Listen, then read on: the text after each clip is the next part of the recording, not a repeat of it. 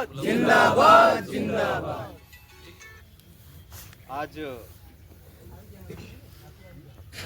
मामा जी की पुण्यतिथि पर उनको श्रद्धांजलि अर्पित करते हैं और आप सब यहाँ पर पधारे। आप सबको मामा जी की तरफ से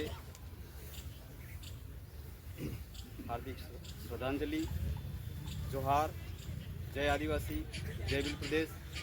सबका कल्याण करने वाली माँ प्रकृति कुदरत सबका भला करे।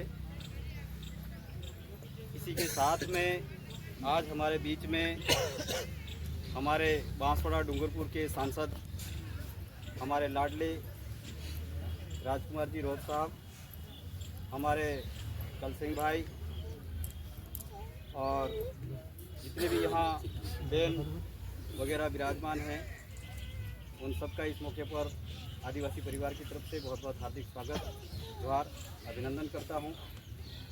जैसा कि हम सभी लोग जानते हैं कि आज मामा बालेश्वर दयाल जब इन्होंने जो अपना कारवा खड़ा किया, जो शुरुआत किया, उस दौर के अंदर उनके साथ में किस तरह का व्यवहार किया गया और किस तरह से इन्होंने ऐसी कठिन स्थितियों के अंदर काम शुरू किया था और उन्होंने क्या काम किया था वो हमने किताबों में पढ़ा है।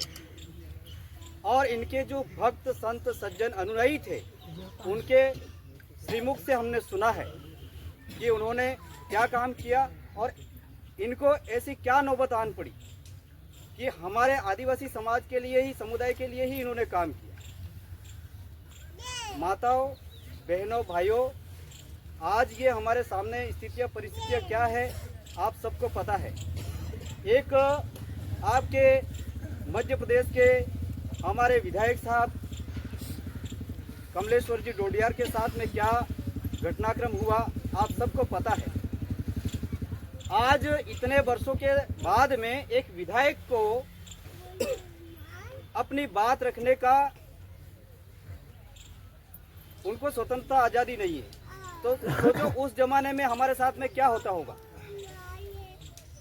हमारी शिक्षा, स्वास्थ्य, रोजगार के ऊपर उन्होंने काम किया विशेषकर, और उन्होंने उस समय की स्थितियां परिस्थितियां हमारे लोगों की उन्होंने देखा कि लोगों के पास में खाने का अन्न नहीं है, पहनने के लिए तन पर कपड़ा नहीं है और स्कूल में तो हमें जाने ही नहीं दिया जा रहा।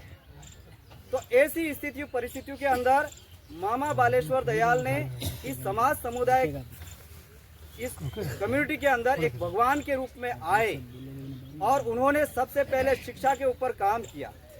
उन्होंने कभी भी हमारे लोगों को सबसे बड़ी बात बताई कि हमको अंधविश्वास, पाखंडवाद और इसके खिलाफ में जम करके लड़ाई लड़नी है। ये मामा जी की लड़ाई थी, ये हमारी लड़ाई नहीं है। कभी भी मामा जी ने अंधभक्ति को कभी भी अपने आसपास फटकने तक नहीं दिया। और एक बात बहुत बड़ी मैंने अपने जो भक्त हैं उनसे सुना है कि मामा जी के जो भी पैर पड़ते थे, जो प्रणाम करने के लिए नीचे झुकते थे, मामा जी उनको खड़ा करके और ये बोलते थे कि झुकना है तो जिस माता और पिता ने तुमको पैदा किया है उनके आगे झुको।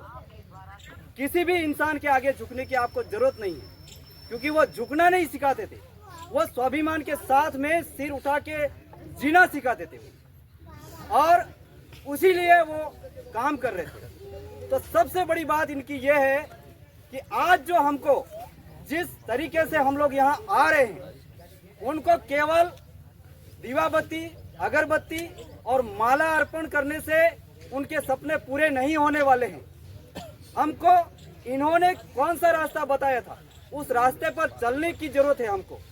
और यहाँ हमारी श्रद्धा है, वो हमारे दिलों में बसे हुए हैं और उनके दिलों में बसने से हम लोग इनके बताए रास्ते पे चलने की कोशिश करें, ये हम और आप सबको प्रण लेने की जरूरत है।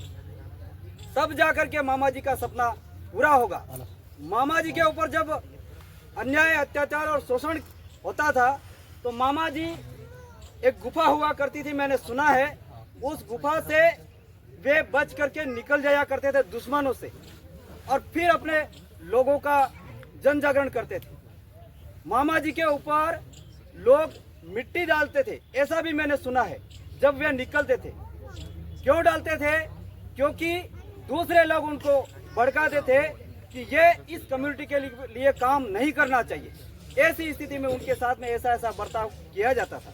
फिर भी मामा जी अपने समाज और समुदाय के लिए रात और दिन खड़े रहते थे। आज यहाँ पर इस जगह पर कुछ भी नहीं था, उन्होंने कोई महल खड़ा नहीं किया था सपनों का।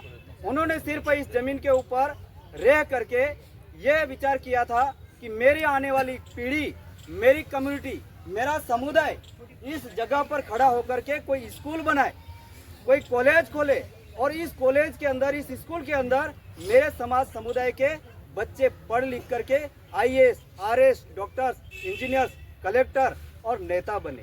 ये सपना था मामा जी का। इसी के साथ में मैंने मेरी बात रखी आपके बीच में। इसी के साथ में मैं मेरी बात को यहीं विराम देता हूँ। जय जोहार, जय आदिवासी, जय वीर पटेल, आप सबकी जय। जय मामा जी की।